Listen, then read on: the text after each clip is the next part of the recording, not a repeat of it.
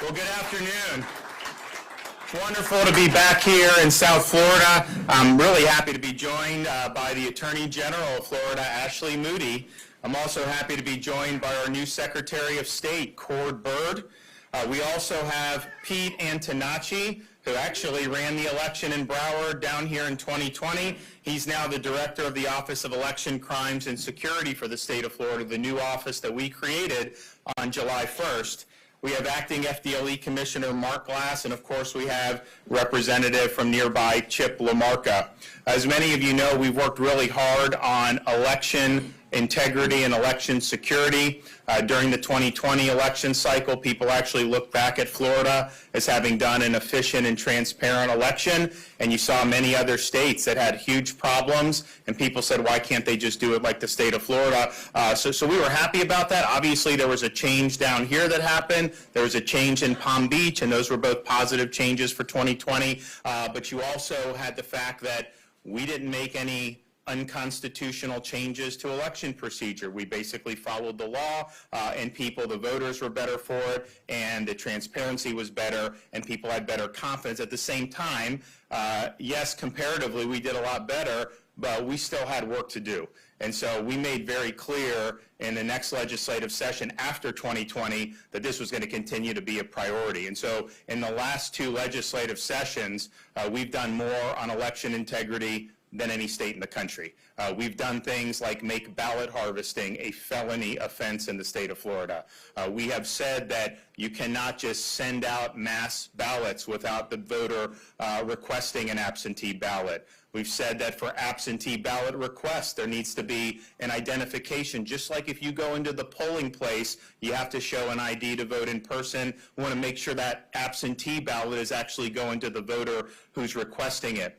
We made sure that there are enforceable penalties on counties if they don't clean their voter rolls every year. And so that's something that we had a lot of interest in doing. And then, one of the most important things we did was ban Zuckerbucks in the state of Florida. So you had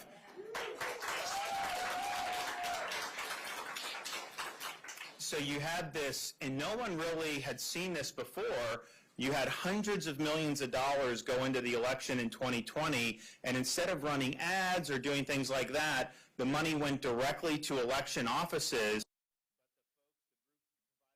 to bring in their people to run the election effectively. So it was a commandeering of the actual machinery of the elections, and we think that that's totally inappropriate, and so we put the kibosh on that in the state of Florida. One of the things that we did in the most recent legislative session, though, was recognize, yes, you can have all these great policy reforms, and it's important to do it, but if it's not actually enforced, then what difference is it going to make at the end of the day? Fact of the matter is, if there are certain rules and regulations in place, if people don't think that those are going to be enforced, you're going to have more violations. That's just the way it goes. And so we created the first ever Office of Election Crimes and Security Office in state government. And the purpose of that was to investigate things like voter fraud and other violations of election law. Because what ends up happening is you will see some examples, and granted, in 2020 in Florida, not on a great grand scale, but you would see examples, and then nothing would get prosecuted. Nothing would end up happening. Well, that's just going to beget more of it. And so we want to make sure we have laws in place, and we want those laws to be enforced. So when we got it into the legislation, we got the money in the budget, so it became live on July 1st. And when we did it, there were some naysayers saying, oh, what are they going to do, sit around and twiddle their thumbs? Some people say, there's no voter fraud, that never happens, all this stuff. Well, I'm here to say that they got in, Pete was named, and immediately they went to work. And they're looking to be able to hold people accountable who violated our election laws. And so we have, they've been hard at work. They've worked with some of the local offices as well, but also doing a review on their own in conjunction with the Attorney General's office, FDLE, a whole lot of people that have been involved in this, and they've been able to identify people who are accountable. And so that's what we're announcing today, is that through our Office of Election Crimes and Security, in conjunction with the Attorney General's office and FDLE, the state of Florida has charged and is in the process of arresting 20 individuals across the state for voter fraud.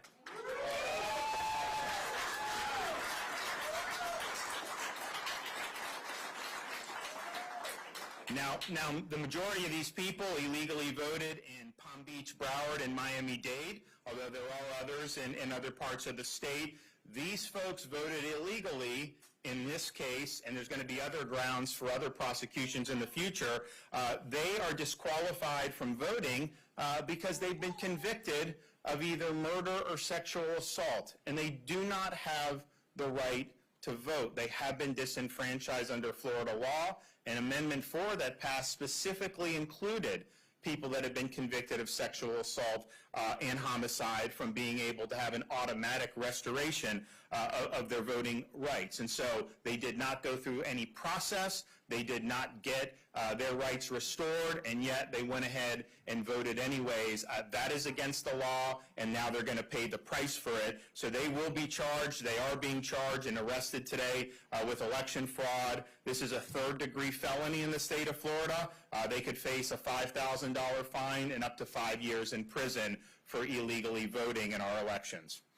I also want to be very clear going forward that we're going to continue to make sure that our laws are rigorously enforced. And one of the things that we are doing is we want to ensure that all the records that we have from the most recent election in 2020 are preserved, and that additional actions that are taken will be able to do it. And so we do have ongoing reviews at the state level, and so we are putting out notice that all 67 supervisors of election through Cord Bird and Pete Antonacci are going to be informing all the supervisors that they need to make sure to preserve all the documentation until all these investigations are complete. We want to make sure that when you start some prosecutions, you need to do and focus on anyone that violated the law. We don't want to be selective about it. So everyone will be on notice. They're going to send formal notification on that very soon. But I think you see, to have somebody who's clearly an illegal felon voting, and yet they did it and nothing happened. We stepped in with this until we said this is something that we take seriously. Now, this is only one class of voters that we know have violated the law. There are investigations ongoing into people that have voted in 2 different jurisdictions, and I imagine you are going to see prosecutions on that. We also have folks who are voting who are illegal aliens that are not citizens of the United States, and as we know in Florida's Constitution, the only people eligible to vote are U.S. citizens. And we think it's very important that we do that. And then you also have other types of fraudulent activity that where people can be brought to justice. Now, going forward, we have our primary coming up on Tuesday, and then obviously we'll have a general election this November. All the things that we've legislated, that is live, and those are real protections for voter integrity. But that means no ballot harvesting in the state of Florida. That is going to be a top priority of this office, to make sure that it's one person, one vote, not have some political operative dump a satchel of votes, somewhere, in the middle of town. Although those boxes are not allowed anymore in the middle of town. But that's not the way you conduct an election. I mean, this is a solemn thing to go in there. I voted in the primary up in Tallahassee. You go in, you have a divider, you make it, it's secret, you put it in the box. And that's the way it should be. When you start getting away from that, and you have a whole bunch of people involved in handling these ballots, that is not the way you conduct elections. And so Florida's been very clear that is not allowed here in the state of Florida, and we will make sure that people are held accountable if they decide to go down those roads. So this is something where we sprung into action very quickly. We got the money July 1st, already have hired people, already going to work, and I think it shows that this is something that we take very seriously as a state. So I want to thank everybody that's been involved, and we'll hear from some of the folks right now. So I'd like to introduce our Attorney General, Ashley Moody.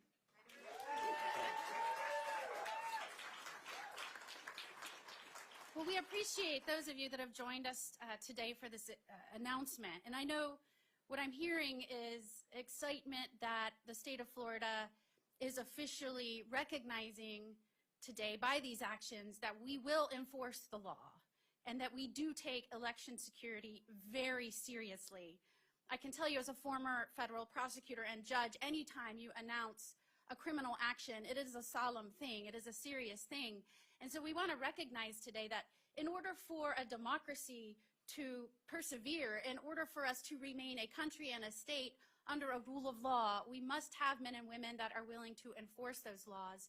And today is a recognition of that. We are so proud of Pete Antonacci and his team that came in to office and quickly got to work. Now, through this new legislation, our office has the ability to work with them, and we have been partners in this effort, and I appreciate your work. We must have elected leaders that are ensuring free and fair elections and also assuring our public and the citizens that they can have confidence in the election process. I think it's heartbreaking to all of us, including the governor and others that are standing up here, that according to some polls, as little as 1 in 5 Americans are very confident in the election process, and that skepticism spans party lines, and we cannot accept that. Not as citizens of this great state, not as leaders. And so we must take action, not only to ensure there is a fair and free election in this state, but to ensure that the public understands that we are working towards that every day and that they can have every confidence that our elections in Florida will be secure. And we take that job very seriously. And that is why this governor, our very detail-oriented governor, has taken bold steps and worked to ensure the passage of this legislation of the Office of Election Crimes and Security. And that's why both through work with our former Secretary of State Laura Lee and our current Secretary of State Cord Byrd, they are working every day to ensure that those that are prohibited from voting do not vote, and if they do, they are held accountable. So today we are announcing actions against 20 defendants in 5 different circuits across the state of Florida, and I am sure that this will allay fears that behind the scenes, within state government, people are ignoring violations of law. That is not the case, and I can tell you from my previous experience and working alongside these great men and women, when you have a specialized unit, when you can ensure that you can attract and retain people that have been trained and are skilled in a particular area of law, you will be able to respond more rapidly and efficiently and effectively when you do have violations of law. So this legislation was much needed. We thank our legislative leaders. We thank the governor for proposing this and working with our other state leaders. A government cannot stand without the trust and confidence of the people it represents. So today is a very important step as in Florida we work diligently to ensure free and fair elections and the confidence of our citizens they are free and fair election. Thank you so much.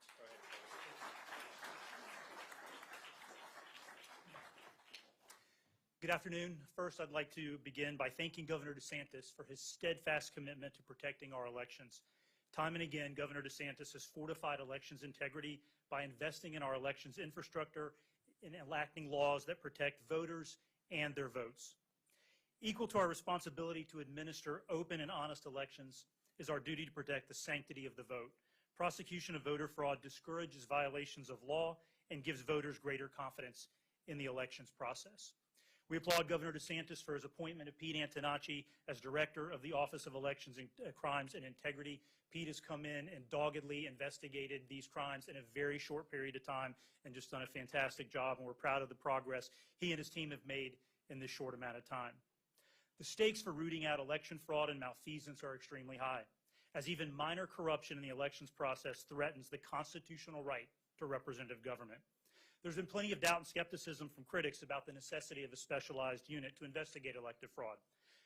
But as the Supreme Court in 2008 in a voter ID case noted, while the most effective method of preventing election fraud may well be debatable, the propriety of doing so is perfectly clear.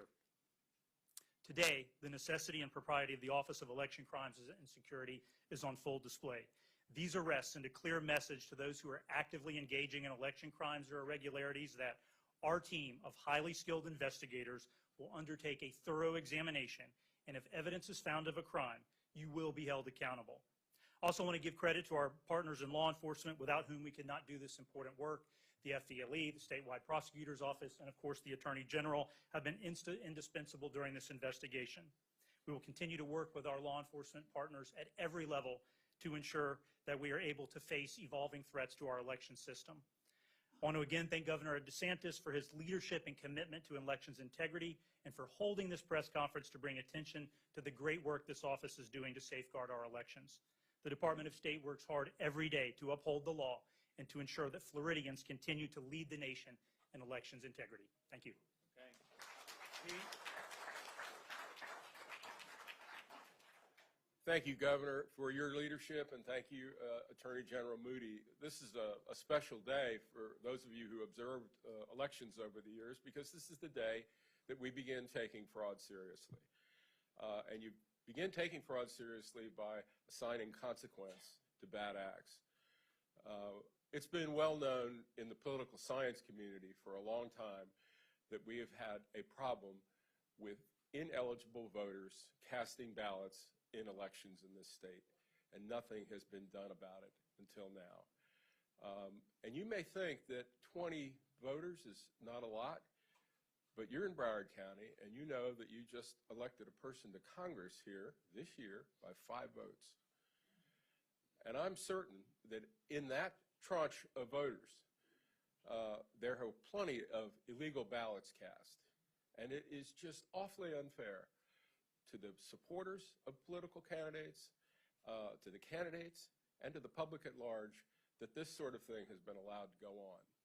So this is the first of it. You'll see more of these actions, and you'll see more of these actions until the people who are behind it quit promoting it, and the people that want to take risks know that there is a downside risk to voting when you're not eligible to vote. So thank you very much, Governor. Thanks so much. All right, Mark Glass. Good afternoon, and thank you, Governor, General Moody. I'm FDLE Acting Commissioner Mark Glass. Elections are the cornerstone of our democracy. It is critical to ensure only those who are legally eligible to vote actually do so. Over the last month, FDLE agents and analysts in our Office of Executive Investigations have been investigating dozens of allegations of voter fraud sent to us from the Department of State. These arrests represent either a sex offender or a convicted murderer who illegally voted in the 2020 election. They did not just attempt to vote, they actually voted. With arrest warrants in hand, early this morning, FDLE agents from the Executive Investigations, Miami, Orlando, and the Tampa Bay region began arresting these suspects who committed these election crimes. But today is not about these violent criminals. Today is about our honest, hardworking, and law-abiding Floridians. And our message to you is simple. In Florida, your vote counts. To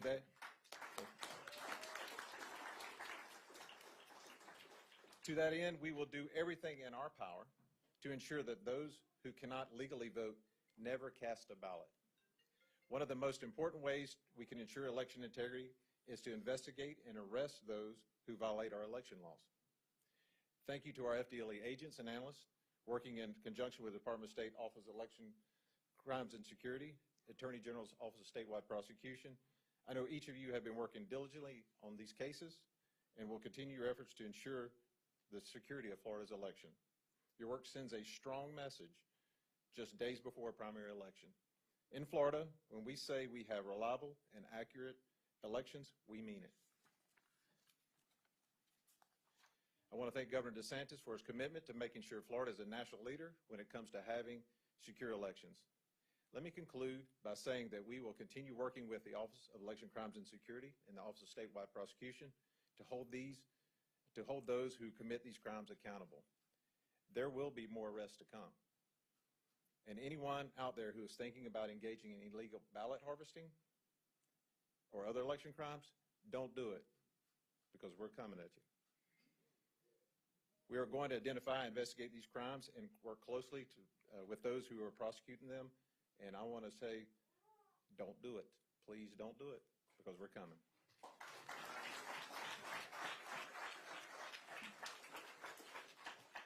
Well, we really appreciate all the work that went in. And again, this is just the first step. There's many more in the pipeline, and hopefully not too many more, because we don't find as many, but we're not just going to turn a blind eye to this. The days of that happening in Florida are over.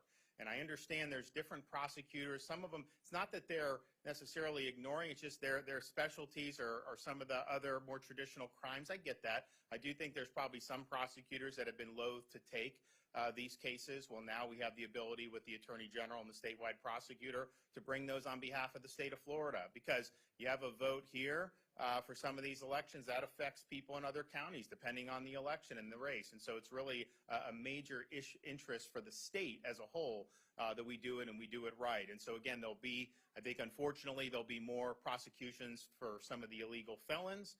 There are going to be prosecutions for people that voted in 2 different states. And look, we're a state that we've seen a lot of people move here over the years. That's understandable. And not everyone will take themselves off the old state's voting roll. That in of itself is not going to trigger. What's going to trigger if you actually vote in both places in a primary or in a general election, we have the ability to match those records through the ERIC system for most states now. So it's just not worth doing to send in. And you know, some of these states will send out ballots to people that haven't even lived there for 5 or 10 years. You know, there are people that hadn't lived in California for 10 years, and they're getting these ballots in these other states. And so if other states are sending you ballots, just understand, if you're a Florida voter, you know, you can choose to vote in a different state and be a resident there. You can choose to vote here and be a resident, but you can't do both. So that's going to end up coming, and there is going to be people who are foreign nationals. We don't think a lot, but there are definitely some. We want the federal government to be working constructively with us on these investigations, and I would say so far that has not really been the case. I think that their interests lie elsewhere, but clearly we have not only an interest but an obligation, given the state's constitution, to ensure that the elections are conducted with U.S. citizens only.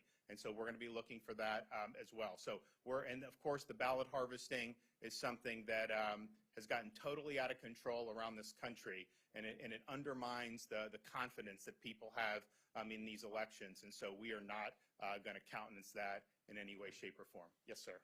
You mentioned these individuals being charged for crimes they committed in 2020.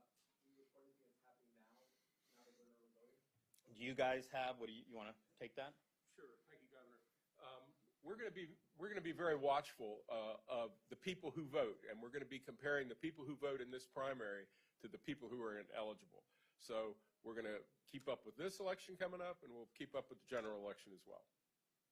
Governor, are you taking any? Governor, you stated that there were illegal aliens and people voting in other jurisdictions. Do you have mugshots? Do you have names? So those are part of the investigations that they're pursuing right now. I am pretty confident you'll see prosecutions, not necessarily tomorrow, but you know, in the relatively near future of the double voting. But you know, you got to have all the cases, they've got to be buttoned up. I mean, they're not going to bring a case without having it be airtight. And I think the same thing with the people who are foreign nationals. I think it would be a lot easier for us to build those cases if we had cooperation from the Department of Homeland Security or USCIS. Nevertheless, you know, this is something new. But we're mindful of, you know, we can't just say you voted and you're illegal alien. Like, you got to prove that in court. And so they're working to make sure that those cases are built. Governor, are you or Secretary Byrd taking any specific action in relation to Broward Supervisor? So it's funny, I was coming in and people said the media is reporting that that you're yanking the supervisor. That was not the reason for this. This is something we've been working on since July 1st. Now, obviously, all these constitutional officers, you know, have certain duties under the law, and they should just all be mindful of that. But there's nothing specific that we came, you know, in terms of the Broward for. But I think we've shown that, you know, if there's a basis to act, if laws are being ignored or people are breaching duties, then under the Florida Constitution, the check is put in the governor and the Florida Senate. And so that's what we did with the state attorney on the other side of the state. And we've done that obviously down here in the past as well with the sheriff and with some other folks. And so we'll continue to do that. Yes, sir. Governor, the fact that there are only 20 arrests in 2020 out of millions of ballots that were cast in 2020. Yeah, but that's not the upper limit, though. Election was pretty well run in this state, and that I guess my question is all of this necessary for 20 arrests? So it's not just going to be 20 arrests. This is the opening salvo of an office that was just set up on July 1st. So before I proposed this, and this was my idea, before I proposed this, Well, because people weren't getting prosecuted.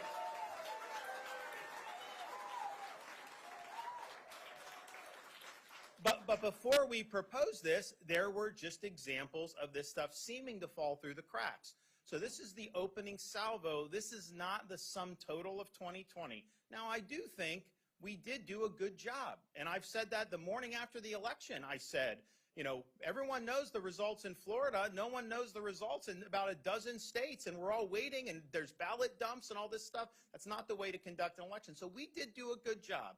But the way I was raised and the way I've always been is, you know, you don't just sit back and kick your feet up and rest on your laurels. Did we do 100%? You never reach perfection, but we're going to try to get there. So we knew we had more work to do. We also learned a lot about watching some of the things that happen in some of the other states, and we don't want to see that here in the state of Florida. So this is the first step. There will be more that happen over the weeks and months, and hopefully there's not a lot of cases that need to be prosecuted for 2022. But now we have the infrastructure in place where if there is the fraud, you know, you can be bet that there's going to be investigations, and if you're guilty, there's going to be prosecutions. Yes, sir. Yes, Governor DeSantis, my household received multiple mail-in ballots that we did not request. Did you request one last cycle? We did not request one last cycle or this cycle. My wife has never requested a mail-in ballot. She got two. Can you talk? And also I've reported on my site, freeflorida.me, multiple other Broward residents, some of them in this very room, that have had the same thing happen to them. Well, if you can give that information to Cord, that's something we're concerned about. I mean, basically, Florida law had been you can request one and you can click to say keep sending them to me. So people that requested for 2020 will still get a ballot for 2022. We reset that for the next election cycle. So starting 2024, there'll be no mail ballots sent out legacy. It'll only be specific requests. I wanted that to apply to this cycle, but the legislature wouldn't go along with that. So nevertheless, so there are people that requested mail because of COVID or whatever last time who will still get it. And that's just what was Florida law. If you have never requested a mail ballot, give the information to Cord because we definitely do not think that that's appropriate. Because to ensure the integrity of it, there has to have been some agency to ask for that ballot at some point. And if there's never been that, then these things should just float around in the ether. And we do get reports, and you know, we follow these up. You know, we don't necessarily have substantiated all this, but we get reports about chasing some of these errant absentee ballots and how people will do that, and that's illegal to be doing that. So we do not want to see that. Yes, sir.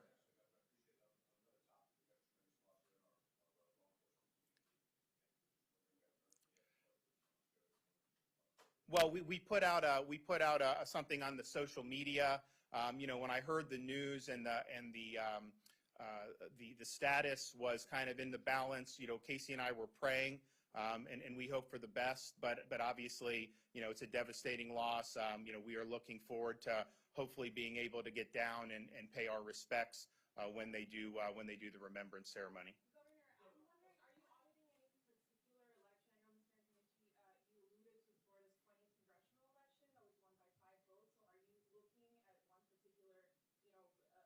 It's statewide. Yeah, it's statewide. I mean, any examples, you know, we are going to pursue. We think it's important to make sure that this is done across the board. And now, you know, when you have a close election, and I actually had forgotten about how close that was, it just shows you why this is important. You know, most elections are going to be outside the margin where some of this stuff is going to matter. But you have one or two that aren't, and all of a sudden, the people's will could be thwarted because of voter fraud or irregularities or illegal ballots being cast. And so it's something that's very important. But we view it as something that you got to look at statewide. It's not just focusing in one part of the state or the other. So if there's examples of things going on, you know, in North Florida, Southwest Florida, in addition to Southeast Florida, obviously the office is going to be very important. Michael. Hi, Governor. Governor, as you well know, a couple of years ago, voters of the state approved an amendment that said that people who have served time for felony, who have made restitution, that they should be welcomed back into civic life, into being voters again. Do you have any problem with that? So the voters spoke, and we've implemented that. But these people who were following up are outside the contours of Amendment 4. The Amendment 4, and Amendment 4 would not have passed if they were automatically re-enfranchising sex offenders and murderers. The public wouldn't have supported that. They wanted it for crimes, although the reason why I oppose that as a voter, because they're still serious criminals who are getting automatically re-enfranchised. And I thought that, you should show some individualized improvement in your life. Nevertheless, the voters have spoken, so that's the law in the state of Florida constitutionally. And we've actually implemented procedures with the Clemency Board to be able to restore. So if someone is restored by Amendment 4, we've done it so we can fast track the other rights, because they only cared about the voting. They didn't restore the jury, serving on the jury, or some of these other rights. And so we viewed it as kind of the same kit and caboodle. So when you have these votes and these amendments, you take a position or not, and that's your right. But once it's passed, we obviously implement that. So you're not going to see us bringing a prosecution on somebody that has been convicted of a different felony than these if they're covered by Amendment 4. It would not be appropriate, and we will not do that. So, okay, everybody, thanks so much. We'll see you soon. Thanks, guys.